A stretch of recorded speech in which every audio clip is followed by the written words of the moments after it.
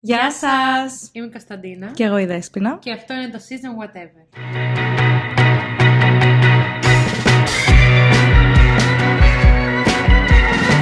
Καλώς ήρθατε στο 17ο επεισόδιο του Season Whatever. Μετά από πάρα πολύ καιρό, μετά από νέα χρονιά που έχει μπει, έχουν περάσει ήδη 15 μέρες. Ναι. Και εμείς τώρα αποφασίσαμε και καταφέραμε να τραβήξουμε το νέο μας επεισόδιο για τη νέα χρονιά. Που εντωμεταξύ το τελευταίο επεισόδιο το τραβήξαμε το καλοκαίρι. Ελπίζω να το ξέρεις. Ναι. Και απλά ανέβηκε. Ναι, ανέβηκε νομίζω το Σεπτέμβριο το επεισόδιο. Ναι. Καλά γι' αυτό. Έχει περάσει λίγο χρόνος, η αλήθεια είναι. Αλλά εντάξει, τι να κάνουμε. Συμβαίνουν αυτά τα πράγματα. Και τις καλύτερες εκπομπές, εντάξει. Αλλά είμαστε νομίζω προετοιμασμένες. Εγώ να σας πω. Γενικά έχω ένα θέμα με την τελειομανία. Δεν ξέρω αν το ξέρετε. Όταν το έγραψα εγώ στο TikTok, όμως δεν σου άρεσε. Εμένα, εγώ γυρίσα στα σχόλια, εννοείται. Όταν έκανα το πρώτο cut, συχαινόμουν να μας ακούω. Όχι επειδή συχαινόμουν τη φωνή μας, αλλά συχαινόμουν την όλη φάση, δηλαδή το setup. Δεν μου άρεσε καθόλου. Δεν πιστεύω πως αντιπροσωπεύει το ποιοι είμαστε σαν άνθρωποι. Okay. Οπότε, εμένα δεν μου έβγαινε το να βγάλω κάτι το οποίο δεν ήταν η καλύτερη ποιότητα που θα μπορούσε να γίνει. Και τώρα, αφού έπεισα την Κωνσταντίνα να πάρουμε μικρόφωνα τα οποία δεν είναι από το τζάμπο και να κάνουμε ένα investment στο podcast μας, πιστεύω πως θα ξεκινήσουμε και θα πάρουμε μπρος. Θα είμαστε πιο συνεπείς. Ναι, και θα βγούμε κιόλας και στο φως της δημοσιότητας, ναι, έτσι όπως μας αξίζει, κατάλαβες. Ναι. Δηλαδή η ποιότητα κάνει attract την ποιότητα. Την ποιότητα που έχουμε σαν άνθρωποι, Καλά, ναι, δεν ξέρω, ό,τι σου βγάζει νόημα εσένα. Για πες τι έχει γίνει τους τελευταίους μήνες. Κάνε μας ένα γρήγορο catch-up. Oh, fuck. Η Κωνσταντίνα απλά υπάρχει σε αυτή τη ζωή και δεν έχει... Κοίτα, όντως νιώθω λίγο ότι τα πράγματα περνάνε από μπροστά μου έτσι. Και εγώ απλά τα βλέπω και δεν ξέρω, δεν τα βιώνω τόσο πολύ γιατί είμαι λίγο αλλού. Λοιπόν, νομίζω την τελευταία φορά που είχαμε μιλήσει ήταν καλοκαίρι. Δεν θυμάμαι αν ήταν πριν την Τίνο ή μετά την Τίνο που πήγαμε. Μετά. Κάναμε το Halloween part το οποίο δεν ήρθες. Ναι, γιατί ήμουν στο εξωτερικό. Και πήγες στο πρώτο solo trip Πήγα σου. το πρώτο solo trip μου, παιδιά, θα σας τα πει Δέσποινα, γιατί εγώ δεν το θυμάμαι. Τάζες αμέσως εσένα, αλλά ξέρω περισσότερα από σένα. Το ακραίο φέτος είναι ότι πήγαινα κάπου εγώ, μετά από λίγο καιρό πήγαινε η Δέσποινα. Πήγαινε κάπου η Δέσποινα, μετά από λίγο καιρό πήγαινα εγώ. Δηλαδή, κάναμε τα ίδια ταξίδια μέσα στο έτος. Κάτσε, Λονδίνο, Μιλάνο, Αίγυπτο. Α, ναι, και Αίγυπτο. Όντως. Πήγα Αίγυπτο, μετά πήγες Αίγυπτο. Είχες πάει Μιλάνο, μετά πήγα Μιλάνο. Λονδίνο, δεν θυμάμαι. Πήγα και πήγες και εσύ μετά. Και πήγα και εγώ, ναι. Που είναι ακραίο. Μύκονο πήγαμε μαζί, Τίνο πήγαμε μαζί. Άρα έχουμε κάνει σχεδόν τα ίδια ταξίδια φέτος. Ναι, εσύ ένα-δύο παραπάνω, αλλά εντάξει. Ναι.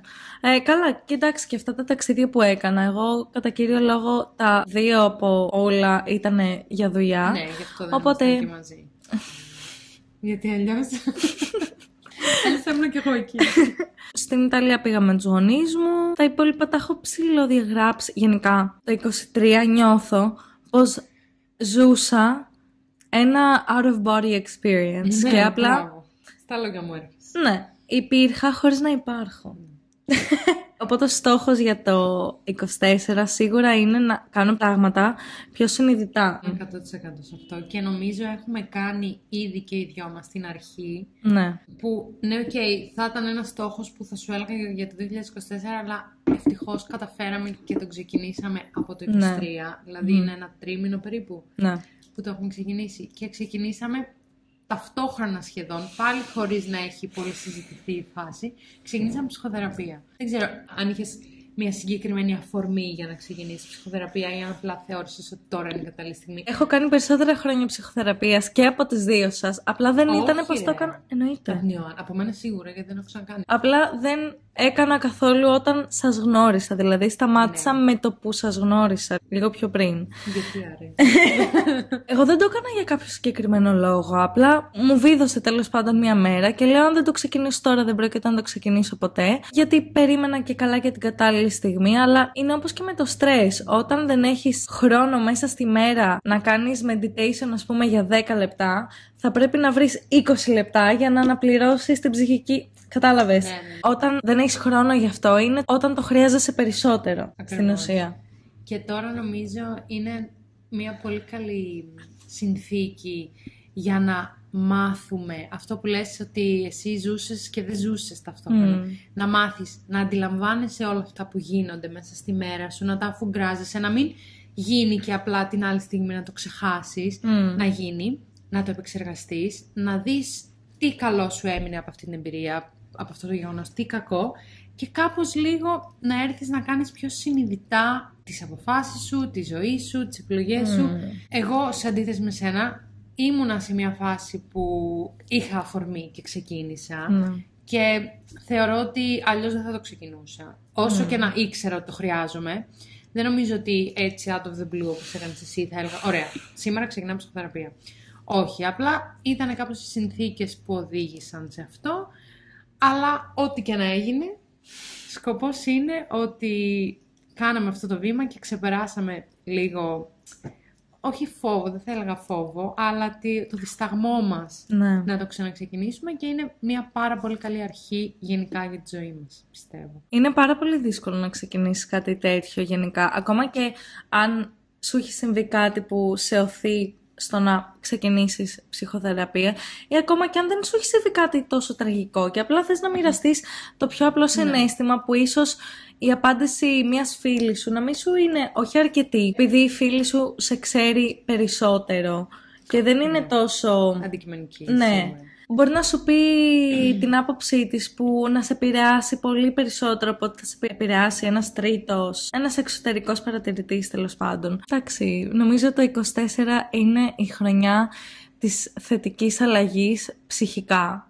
Μακάρι. Και να ξέρεις, αυτό που εμένα με βοήθησε πάρα πολύ στο να ξεκινήσω πριν ακόμα τελειώσει ο χρόνος ήταν το ταξίδι που κάναμε στη λίμνη Πλαστήρα. Πήγαμε για ένα yoga retreat. Το πρώτο μας yoga retreat.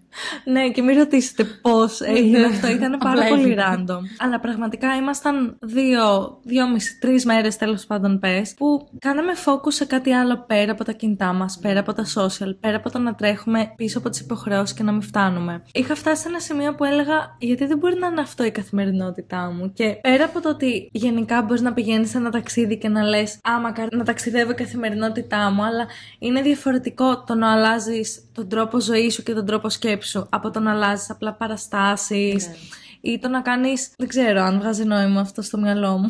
Ούτε στο μυαλό μου, ούτε όταν το λέω. Είναι άλλο το να θες να αλλάξεις την ψυχική σου υγεία και την ψυχική σου σύσταση, ας πούμε, έτσι το έχω εγώ στο μυαλό μου, παρά να αλλάξεις κάποια πράγματα της καθημερινότητας, π.χ. το να δουλεύεις. Οι περισσότεροι άνθρωποι πρέπει να δουλεύουν για να... Όλοι οι άνθρωποι βασικά. Όχι όλοι. Τι εννοείς? Δεν χρειάζεται όλοι να δουλεύουν. Μπορεί να είσαι παντρεμένος, και να μην δουλεύεις. Αλλά ο κανόνας είναι ότι οι άνθρωποι δουλεύουν για να βγάλουν τα προστοζήν. Τώρα σίγουρα υπάρχουν εξαιρέσεις, αλλά είναι εξαιρέσεις. Προφανώς, και αν δεν είναι δουλειά σαν τη δουλειά που κάνω εγώ, που κάνεις εσύ, είναι το μεγάλωμα των παιδιών, που είναι και αυτό μια δουλειά. Οπότε όλοι κάτι έχουν να κάνουν μες στην μέρα τους. Εντάξει, οι περισσότεροι, είμαστε πιο γενικοί. Οπότε δεν είναι εύκολο να το αποφύγεις. Απλά μπορείς να βρεις τρόπους ώστε οι συνθήκες τις οποίες δουλεύεις και τα όρια που θα βάλεις, το ωράριο, να είναι καλύτερα και να είναι τα ιδανικά για εσένα στη συγκεκριμένη περίσταση, ας πούμε, και στη συγκεκριμένη χρονική περίοδο. Που είναι πολύ δύσκολο όμως να πεις ότι θα θέσω όρια στη δουλειά μου. Ναι. Πολύ δύσκολο, και είναι εμένα ένα από τα resolutions που έχω βάλει για αυτή τη χρονιά, και συνδέεται κυρίως με τις ώρες που περνάω στο κινητό μου. Γιατί έχω καταλάβει ότι όταν δεν είμαι στο κινητό μου και δεν δουλεύω στο κινητό μου, ας πούμε, δεν ξέρω τι να κάνω. Ακριβώς. Γιατί κάτι που θα το έκαναν οι άλλοι για πλάκα, δηλαδή να σκρολάρεις στο TikTok, να σκρολάρεις στο Instagram, εσύ το κάνεις για δουλειά, οπότε κάπου μπλέκεται όλο αυτό και δεν ξέρεις πώς να τα διαχωρίσεις και πολλές φορές π.χ. σκρολάρεις το βράδυ πριν πας για ύπνο στο TikTok και σου έρχεται μια ιδέα και τη βάζεις για να την κάνεις για αυτό το project. Το hobby της δικιάς μας γενιάς είναι το ίδιο με τη δουλειά μας αυτή τη στιγμή. Ναι, ακριβώς. Και γι' αυτό εγώ ξεκίνησα να διαβάζω εντατικά τους τελευταίους μήνες, γιατί πόσο τηλεόραση να δεις. Δεν έχει και τίποτα καινούριο που να είναι ενδιαφέρον. Και επίσης ήθελα να κάνω κάτι πέρα από το κινητό μου και μία οθόνη. Ήθελα κάτι να μου κρατήσει το ενδιαφέρον, να έχω κάτι που να λέω, ωραία, θα γυρίσω σπίτι και θα κάνω αυτό. Ναι. Και δεν θα σκρολάρω απλά στο TikTok. Ναι, πόσες ώρες δηλαδή να σκρολάρεις, καίγεται κάπου ο εγκέφαλός σου. Και πέρα από αυτό, δυσκολεύει πάρα πολύ η οθόνη τον ύπνο σου μετά. Δηλαδή η ποιότητα του ύπνου σου πέφτει. Τα μάτια σου, ξέρεις, επηρεάζονται πάρα πολύ από το blue light, πόσο μάλλον μέσα σε ένα σκοτεινό περιβάλλον να είναι η μόνη φωτεινή πηγή. Ναι. Οπότε είναι και θέμα υγείας από ένα σημείο και μετά, ότι δεν έχεις καλή ποιότητα ύπνου. Τα μάτια σου μπορεί να αντιμετωπίσουν κάποιο πρόβλημα μακροπρόθεσμα. Άρα πρέπει να βρεις εναλλακτικές και να εκτονώνεις λίγο την ενέργεια που έχεις. Γιατί, εντάξει, το να κάθεσαι κιόλας και να είσαι στο κινητό είναι καθιστική δουλειά. Οπότε πρέπει και με κάποιο τρόπο να αποσυμφορηθείς, ας πούμε. Οπότε, μία τα βιβλία, μία να πας σε ένα γυμναστήριο, να πας μια βόλτα. Κάπως έτσι να αλλάξει και λίγο η καθημερινότητά σου και να μην γυρνάμε πάλι στη λούπα που είμαστε και δεν καταλαβαίνουμε πώς περνάνε οι μέρες και πώς περνάνε τα γεγονότα και εμείς απλά τα παρατηρούμε χωρίς actually να τα ζούμε. Ναι. Είδα ένα TikTok πρόσφατα που έλεγε The Friendship Cost και λέει το ότι πλέον πολλές φορές το να συντηρήσεις μια φιλία κοστίζει. Δηλαδή, θα πας για ένα φαγητό, θα πας για ένα ποτό, θα πας κάπου που όντως θα σου κοστίσει και το πόσο σημαντικό είναι να βρίσκουμε κάποια πράγματα να κάνουμε που δεν θα μας κοστίσουν, αλλά θα μας προσφέρουν και αυτή την ανάγκη που έχουμε να δούμε τις φίλες μας, π.χ. να κάνεις game night στο σπίτι, να πας για ένα περίπατο, να πας σε ένα μουσείο που μπορεί να είναι δωρεάν. Πρέπει να βγαίνουμε και λίγο από αυτή τη ρουτίνα, το ότι δουλειά, πας για ένα ποτό, για ένα φαγητό, για ένα whatever. Ας κάνουμε και διαφορετικά πράγματα που και θα περάσουμε καλά και θα ευρύνουμε και λίγο και τον κόσμο μας εκείνη τη δεδομένη τη στιγμή. Π.χ. εγώ συνάντησα έναν φίλο μου πριν φύγει για Αγγλία και του λέω πού θες να πάμε και μου λέει έλα στον Πειραιά. Πηγαίνω στον Πειραιά και μου λέει θες να πάρουμε ένα ποτό στο χέρι και να περπατήσουμε. Και του λέω έχεις απόλυτο δίκιο, γιατί μου λέει καθόμαστε εκεί 2 όλη μέρα, δουλεύαμε εκείνη την ημέρα, οπότε δεν ήταν πως ήμασταν active και θέλαμε λίγο να ξεκουραστούμε. Θα πηγαίναμε σε μια καφετέρια, θα πίναμε το ποτό μας και μετά θα πηγαίναμε στα μάξ και θα φεύγαμε. Ενώ αυτό, το ότι ακόμα και ένα τσάι πήραμε και περπατήσαμε για 2 ώρες, ήταν πολύ πιο οικονομικό, ας πούμε, που εντάξει, σε πολλά άτομα δεν παίζει ρόλο το οικονομικό κομμάτι σε τόσο μικρά ποσά, σε εισαγωγικά, αλλά δεν χρειάζεται να συνδέουμε πάντα τη φιλία και το να περνάς καλά με τα χρήματα. Και απ' την άλλη, και μιλήσατε, που είναι κάτι που θα κάνατε έτσι κι αλλιώς, και γυμναστήκατε, γιατί ξέρεις, ήσασταν active, περπατάγατε και αυτά, και παρατηρούσατε κιόλας. Δηλαδή, δεν είναι ότι απλά καθόσουν να βλέπετε ένα στον άλλο. Ναι, ακριβώς. Έβλεπες το χώρο γύρω σου, δηλαδή είχατε πάει και σε ωραίο μέρος, οπότε έβλεπες θάλασσα, έβλεπες πολύ ωραία πράγματα που αυτά είναι τα πιο απλά πράγματα που τα έχουμε δεδομένα πλέον και οριακά τα αγνοούμε. Και όταν τα κάνεις, οριακά νιώθεις πολύ καλύτερα από ότι απλά να πηγαίνεις για ένα καφέ. Γιατί το να πας για ένα καφέ δεν έχει σημασία οπουδήποτε και να πας. Δηλαδή, θα επιλέξεις ένα aesthetic μαγαζί, θα πας σε μια περιοχή που σ' αρέσει, αλλά at the end of the day θα έχεις κάτι σε μια καρέκλα, όπου και να είναι αυτή, το ίδιο αποτέλεσμα θα είχε για σένα εκείνη τη στιγμή. Ενώ έτσι είναι μια διαφορετική εμπειρία. Και στην ουσία, όλη μας τη μέρα σχεδόν σε μια καρέκλα την περνάμε. Δηλαδή, σηκώνεσαι από το κρεβάτι που είσαι τάβλα 8 ώρες και μετά άντε να πας σε ένα γυμναστήριο, να πας. Αλλά πόσο θα είναι αυτό, 1 ώρα? Το πιο πιθανό είναι να πάρεις και τα μάξι να πας στο γυμναστήριο. Μετά δουλειά, πάλι κάθεσαι.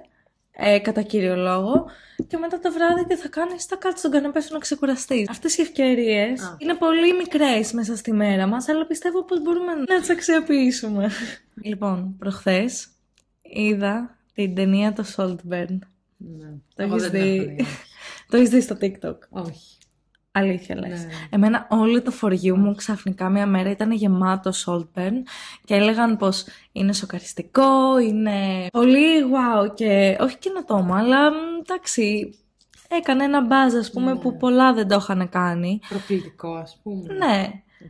Και το είδα και κάποιες σκηνές, αλήθεια, είχα πάθει σοκ και έχω live reaction τη σκηνή στον τάφο, αν ξέρεις. Και είχα πάθει σοκ και έλεγα δεν γίνεται να το βλέπω αυτό στην τηλεόραση αυτή τη στιγμή. Και μου θύμισε ένα connection με το Poor Things που πήγαμε και είδαμε στο σινεμά.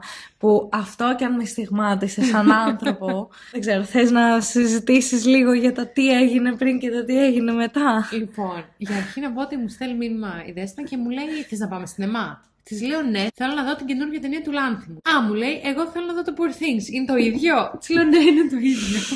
Οπότε αντιλαμβάνομαι ότι η Δέσποινα δεν έχει ιδέα ποιος είναι ο Λάνθιμος, δεν ξέρει τις ταινίες, δεν έχει δει ποτέ τον Κοινόδοντα, που εν τέλει όντως δεν τον είχε δει. Οπότε η Δέσποινα κάπως δεν ήταν προετοιμασμένη για αυτό που θα γινόταν.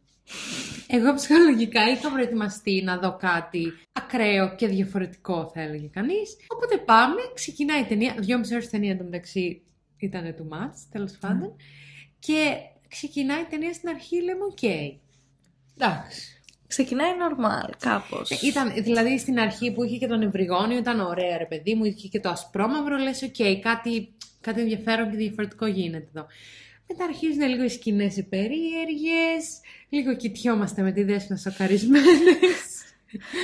Επίσης θα πούμε spoilers για αυτή την ταινία, οπότε αν δεν την έχετε δει μπορείτε να σταματήσετε εδώ πέρα το επεισόδιο. Αλλά όλα βγάζουν νόημα κάπως με το τέλος της ταινίας. Δηλαδή, γιατί? Όταν τη δεις την ταινία, την επεξεργαστείς λίγο, ναι, καταλαβαίνεις ακριβώς τι ήθελε να σου πει και να σου περάσει και πώς συνδέει τόσα κοινωνικά φαινόμενα και τόσα στερεότυπα, ας πούμε, πώς τα συνδέει και με το δικό του τρόπο τα καταρρίπτει. Οπότε, at the end of the day, ενώ της Δέσποινας γενικά δεν της πολύ άρεσε η ταινία, νομίζω, εγώ θεωρώ ότι, δεν είμαι 100% μέσα στον τρόπο που παρουσιάστηκαν όλα αυτά, αλλά το context όλο εμένα μου κάνει πολύ, δηλαδή μπράβο σε όποιον είπε τι θα κάνουμε, θα περάσουμε αυτά τα μηνύματα με αυτόν τον τρόπο. Στον τρόπο δεν συμφωνώ τόσο, αλλά στο ότι επέλεξε αυτά τα συγκεκριμένα πράγματα να θίξει, εγώ το ακούω πάρα πολύ. Εσύ, τα μηνύματα μπορούν να περαστούν και από ένα καρτούν, δεν χρειάζεται να ήταν τόσο γραφική και τόσο σοκαριστική η ταινία. Εμένα αυτό που με ενόχλησε είναι πως δεν υπήρχε κανένα trigger warning. Δηλαδή στην αρχή, ακόμα και στο Netflix, ακόμα και στις παλιές της Disney τις ταινίες που είχαν κάποια ρατσιστικά στερεότυπα, πλέον έχουν βάλει μία παράγραφο και σου λέει πως αυτή η ταινία περιέχει αυτά και αυτά τα πράγματα και whatever. Αυτή η συγκεκριμένη, το Poor Things, δεν είχε ούτε ένα trigger warning και ήταν σοκαριστικά τα πράγματα που έδειχνε. Δεν ήμουν προετοιμασμένη και ναι, συμφωνώ και για τα μηνύματα που πέρασε. Εμένα μου άρεσαν πάρα πολύ και τα σκηνικά και οι ενδυμασίες που φόραγαν. Γενικά το plot μου άρεσε αρκετά. Κάπου νομίζω χάθηκε το νόημα για μένα όταν ξαφνικά ήμασταν 1 ώρα στο σινεμά και βλέπαμε την ταινία και το μόνο που έχω δει είναι αυτή να κάνει σεξ. Και μετά η υπόλοιπη 1,5 ώρα που εκείνη τη στιγμή άνοιξε το κινητό μου και τσέκαρα το πόσες ώρες θα ήταν αυτή η κολοτενία, είδα πως είχαμε άλλη 1,5 ώρα. Και μαντέψτε τι έπαιζε στην οθόνη για την υπόλοιπη 1,5 ώρα. Το σεξ. Βασικά αυτή να κάνει σεξ. Πέρασε μηνύματα, αλλά θα μπορούσε να τα έχει περάσει και με άλλους τρόπους. Καλά, αυτό πάντα γίνεται εσύ. Γι' αυτό ο κάθε σκηνοθέτης είναι διαφορετικός και ο κάθε σεναριογράφος είναι διαφορετικός.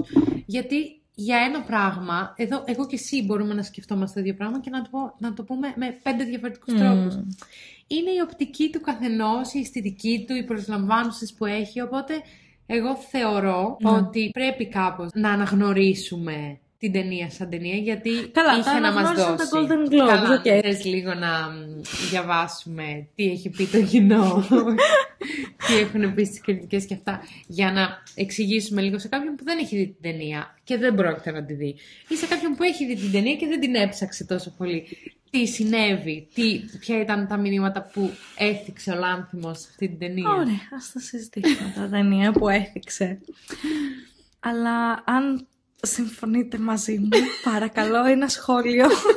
Γιατί αλήθεια νιώθω πάρα πολύ μόνη σε αυτό το πράγμα. Λέει, ας πούμε, το πράγματα, συσσαγωγικά, γιατί το έχει μεταφράσει ως πράγματα. Το μετέφρασε και τα πράγματα.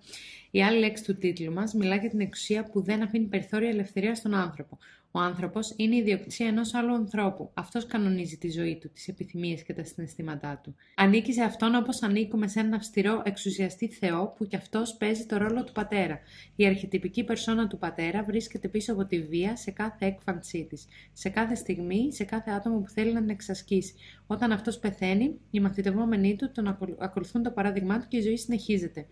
Ουσιαστικά, αυτός που δημιούργησε την Emma Stone στην ταινία, που τον παρουσιάζει σαν έναν Frankenstein, ας πούμε, σου λέει ότι πάνω σε αυτόν τον άνθρωπο ρίχνω όλο το πατριαρχικό πρότυπο που έχουμε μάθει να υπηρετούμε τόσα χρόνια και τι κάνει αυτός ο άνθρωπος? Δημιουργεί έναν άλλον άνθρωπο, τον χειραγωγεί και εκείνη τη στιγμή εσύ πιστεύεις ότι αυτός ο άνθρωπος έχει ευεργετήσει, όχι ότι σε έχει χειραγωγήσει. Οπότε από εκεί που σου κάνει αντίστροφες με ψυχολογία και εκεί που θα έπρεπε να πεις φίλε κάτσε εγώ είμαι μια ξεχωριστή προσωπικότητα, δεν μπορείς να με ελέγχεις, λες ότι αυτός ο άνθρωπος, οφείλω όλη μου την ύπαρξη σε αυτόν τον άνθρωπο και όλο μου το πιστεύω, τα πιστεύω και όλα τα οφείλω σε αυτόν. Αλλά είναι ουσιαστικά μια καταπίεση που έχουν δεχτεί γενιές γυναικών κυρίως, από πατεράδες, από συντρόφους, από το αρσενικό φύλλο τέλος πάντων, και σου δείχνει στην πορεία της ταινίας πώς καταφέρνει να ξεφύγει από όλο αυτό και από εκεί που είναι μία μαριονέτα, γιατί πραγματικά σαν μαριονέτα μας την παρουσιάζει, να γίνει μία χειραφετημένη γυναίκα που έχει 100% επίγνωση του τι κάνει. Και μετά βλέπουμε κιόλας τι κάνει. Δεν σε πείθω όμως. Όχι, συμφωνώ απόλυτα. Ωραία. Καταλαβαίνω γιατί έκανε ό,τι έκανε στην ταινία και καταλαβαίνω ακριβώς τα μηνύματα που ήθελε να περάσουν και που έπρεπε να περαστούν. Εγώ κολλάω στο θέμα του σεξ σε αυτή την ταινία. Θα μπορούσαν να είχαν περαστεί όλα αυτά τα μηνύματα χωρίς να βασίζεται όλη η ταινία στο πόσο σεξ κάνει. Γιατί όμως? Δεν με πειράζει το σεξ σαν σεξ.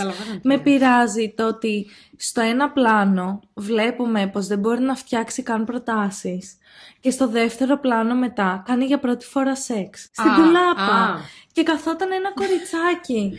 Αυτό εμένα με πείραξε πάρα πολύ στην ταινία. Το ότι δεν είναι ξεκάθαρα το τι ηλικία είναι και πότε ξεκινάνε όλα αυτά τα πράγματα να γίνουν. Και είναι αλήθεια, έπαιζε τόσο καλά και η Emma Stone, οπότε με επηρέασε πάρα πολύ και αυτό. Το να βλέπεις ένα κοριτσάκι στην ουσία, πέρα το ότι βλέπουμε την Emma Stone, ένα κοριτσάκι που παίζει με την κούκλα της και είναι κρυμμένο στην ντουλάπα, γιατί έχει μια φαντασία και το θεωρεί παιχνίδι όλο αυτό.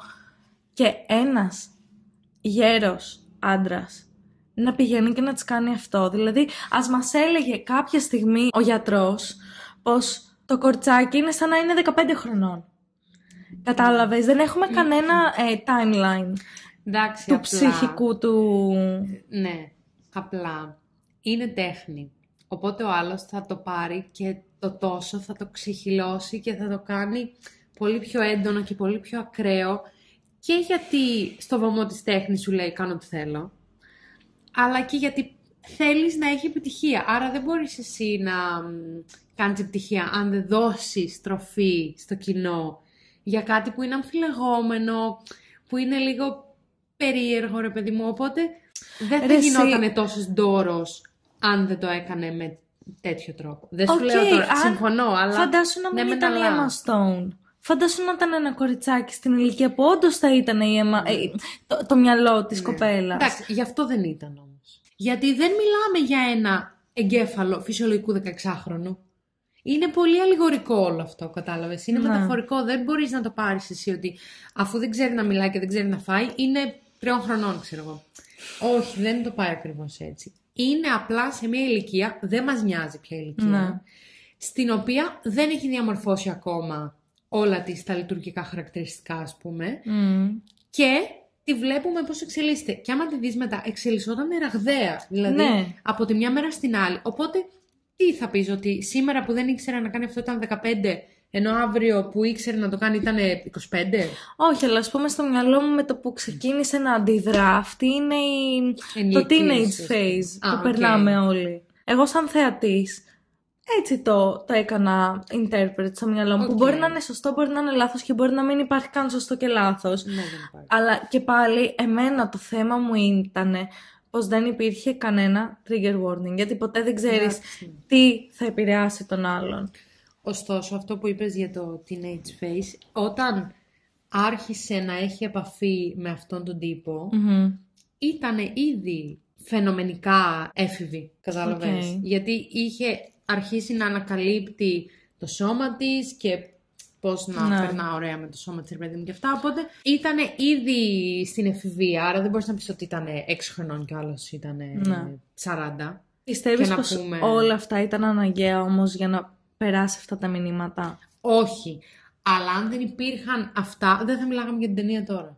Κατάλαβες. Ναι, εντάξει. Απλά ο Λάνθιμος πάντα θέλει να προκαλεί, πάντα θέλει να σου βάλει ένα στοιχείο στην ταινία ή και παραπάνω, που θα τα δουν οι περισσότεροι και θα πούνε «Καλά, τι φάση τώρα, αυτό τι είναι?» Γιατί έτσι είναι ο τρόπος του. Όπως ο Wes Anderson θα σου τα κάνει όλα κίτρινα, θα στα κάνει όλα συμμετρικά, έτσι που έχει γίνει πλέον το σήμα κατά τεθέν του, άρα ξέρεις ότι αυτός είναι ο Wes Anderson. Οπότε αντίστοιχα ο Λάνθιμος σου λέει «Εγώ θα σου βάλω το σουρεαλιστικό κομμάτι και το υπερβολικό και το ακραίο». Και γι' αυτό τον αναγνωρίζουν και πλέον όλοι στο Hollywood, έτσι. Θεωρώ πως όταν προβάλλεται μια τόσο έντονη ταινία σε απλούς ανθρώπους, θα έπρεπε να έχει γίνει μια πολύ μικρή προεργασία. Οκ, εντάξει. Ναι, δεν διαφωνώ. Εντάξει. Μπήκαμε στα βαθιά πάρα πολύ γρήγορα. Θέλω να δω πώς την χαρακτηρίζει την ταινία. Musical, ναι, κομμωδία. Αλλά έτσι βραβεύτηκε. Κομμωδία φαντασία. Βλέπεις, σου το λέει ότι είναι επιστημονική φαντασία. Ρε κούκλα μου, να είναι επιστημονική φαντασία με ούφο. Όχι με την εμαστόν, το 60% της ταινίας να μην πω κι εγώ τι. Κάνω appreciate το art. Ωραία. Του Λάνθιμου. Και πιστεύω πως όντως ο κοινόδοντας θα μ' αρέσει και θα μου κινήσει λίγο το ενδιαφέρον. Αλλά πλέον θα ξέρω ποιος είναι ο Λάνθιμος. Είδες. Αλλά δεν είναι δεδομένο πως θα τον ξέρεις πριν μπεις μέσα σε μια ταινία. Δηλαδή ξέρεις ποιος σκηνοθέτησε την ταινία Barbie? Όχι, αλλά η ταινία Barbie ήταν μια πάρα πολύ πεζή ταινία. Οπότε όποιος και να την είχε σκηνοθετήσει... Περισσότερα μηνύματα πέρασε η Barbie. Έλα μωρέ. Έλα εσύ. Εν τω μεταξύ και τις δύο ταινίες μαζί τις είδαμε. Εμένα η Barbie δεν μου άρεσε καθόλου. Ήτανε τόσο ρηχό το μήνυμα. Ναι, είσαι γυναίκα, μπορείς να τα καταφέρεις όλα μόνη σου, μπορείς να είσαι αυτό που θες. Αλλά αυτό η Barbie θεωρητικά το λέει από πάντα. Δεν είναι αυτό το μήνυμα της Barbie. Ωραία, για πες το μήνυμα. Καταρχήν, η Barbie θεωρείται ένα πάρα πολύ παιδικό και κοριτσίστικο παιχνίδι. Ναι. Δηλαδή, η Barbie μαγειρεύει, η Barbie βγάζει το σκύλο της. Έτσι ξεκίνησε. Η Barbie χτενίζει τα μαλλιά της. Στην ταινία, ο Ken δεν είναι τίποτα. Ναι. Μα ούτε σαν παιχνίδι ο Ken είναι κάτι. Ναι, είναι απλά συμπληρωματικό της Barbie. Ναι. Εσύ το έχεις σκεφτεί πριν την ταινία? Δηλαδή, εγώ δεν είχα κάτσει ποτέ να ασχοληθώ με την Barbie και τον Ken και όλα αυτά. Το έχεις σκεφτεί δηλαδή χωρίς... Ότι είναι κομπάρσος ο Ken, ναι, γιατί ποτέ δεν μας ενδιαφέρει ο Ken. Το είχε σκεφτεί πριν την ταινία. Δεν μου είχε περάσει ποτέ από το μυαλό μου αυτό. Ενώ δεν είχε χρειαστεί λόγος να κάνω αυτή τη σκέψη. Αυτό θέλω να πω. Είναι απόλυτα λογικό και πολύ απλή ιδέα. Αλλά εσύ, 24-25 χρονών, δεν υπάρχει λόγος να σκεφτείς για την Barbie. Τη σκεφτόσουν πριν 20 χρόνια. Ναι, εντάξει, αλλά σαν ταινία, σου ξαναλέω ότι ήταν πεζή. Καλύτερα να μας έβαζε μια φωτεινή επιγραφή να μας το έγραφε το μήνυμα. Δηλαδή το ίδιο πράγμα θα ήταν. Κατάλαβες. Αλλά να μου πεις, εντάξει, δεν περίμενα κάτι βαθιστόχαστο από την ταινία της Barbie προφανώς, για το hype πήγα να τη δω. Ναι. Αλλά θα μπορούσε να είναι πολύ καλή. Είχε φεμινιστικό μήνυμα. Το μήνυμα at the end of the day φεμινιστικό ήταν. Ναι, αλλά δεν έχει να κάνει με τους άντρες. Μα όταν η άλλη σου λέει ότι μαγειρεύει και κάνει και ράνει, σε σχέση με τι είναι φεμινιστικό το μήνυμα, αν δεν είναι σχέση με τους άντρες? Πιστεύω πως ήταν απλά empowerment γενικά των γυναικών ανεξαρτήτως των αντρών. Σαν individual, ναι, όχι σαν individual που συνοδεύει κάποιον. Αντιστρέφει τα πρότυπα και σου βάζει σε εισαγωγικά πιο πάνω τη γυναίκα και τον άντρα να είναι συμπληρωματικό στοιχείο, ας πούμε. Δεν ξέρω, εμένα η ταινία της Barbie δεν μου άρεσε καθόλου. Εγώ που την είδα 2 φορές κιόλας. Δεν ξέρω αν προσέξατε ότι έχουμε καινούργιες κούπες. Ναι, δεν το συζητήσαμε. Έχουμε διαφορετικές. Είπαμε να χρησιμοποιούμε διαφορετικές κούπες για κάθε σεζόν. Έτσι, για την τρέλα. Και επίσης έχουμε και διαφορετικό setup προφανώς. Ναι, ισχύει. Το οποίο μου αρέσει πολύ περισσότερο. Νιώθω πως είναι πολύ cozy. Είμαστε ακριβώς στο ίδιο σημείο, ωστόσο. Αλλά είναι άλλο setup. Ισχύει. Θες να το τραβάμε στην κουζίνα. Θες να μαγειρεύουμε κιόλας. Θες να το κάνουμε cooking channel. Αυτό ήταν το 17ο επεισόδιο του season whatever. Ας συμφωνήσουμε ότι διαφωνούμε σε κάποια πράγματα. Σουζάκι. Έλα λίγο εδώ. Και εντάξει, προφανώς ο κάθε άνθρωπος αντιλαμβάνεται διαφορετικά την τέχνη και το πώς αυτή θα παρουσιαστεί στο κοινό. Αλλά εμείς είμαστε εδώ να λέμε τις γνώμες μας και τις απόψεις μας και να συζητάμε. Και χωρίς να έχουμε κάποιο σκοπό ή κάποιο φίλτρο. Και γι' αυτό λέγεται season whatever. Γιατί είμαστε πραγματικά whatever. Στόχοι για το 24. Λοιπόν, πολύ σύντομα θα πω να είμαι λιγότερο αναβλητική. Να θέτω όρια. Να λέω όχι όταν για κάτι δεν είμαι σίγουρη. Να ξεκινήσω γυμναστική, που αυτό το ξεκίνησα. Εγώ είναι να απεξαρτηθώ από το κινητό μου, να έχω μια πιο σταθερή ρουτίνα στην καθημερινότητά μου και να μην είναι άλλα αντάλλων ή μία μέρα από την άλλη να είναι τελείως διαφορετικές. Να λέω όχι και γενικά να βάζω τα όρια μου, ειδικά στο επαγγελματικό κομμάτι. Πιστεύω πως το έχω κάνει τώρα τελευταία. Να ξέρω την αξία μου. Να επιμένω όταν ξέρω πως έχω δίκιο και επίσης να μην αφήνω και τους άλλους να με ποδοπατάνε και να με κάνουν να νιώθω σκουπίδι στο επαγγελματικό κομμάτι. Και αυτά, λίγο πιο balanced ζωή γενικά. Και να βάζω σε προτεραιότητα τον εαυτό μου. Και το σκύλο σου. Εννοείται, καλά, αυτή είναι πάντα νούμερο 1. Είσαι νούμερο 1, πες γεια. Αυτό ήταν το 17ο επεισόδιο του season whatever. Μπορείτε να μας βρείτε στο Instagram και στο TikTok και να ακούσετε όλα μας τα επεισόδια στο Spotify και στο YouTube. Και τα λέμε στο επόμενο επεισόδιο. Τσιν τσιν!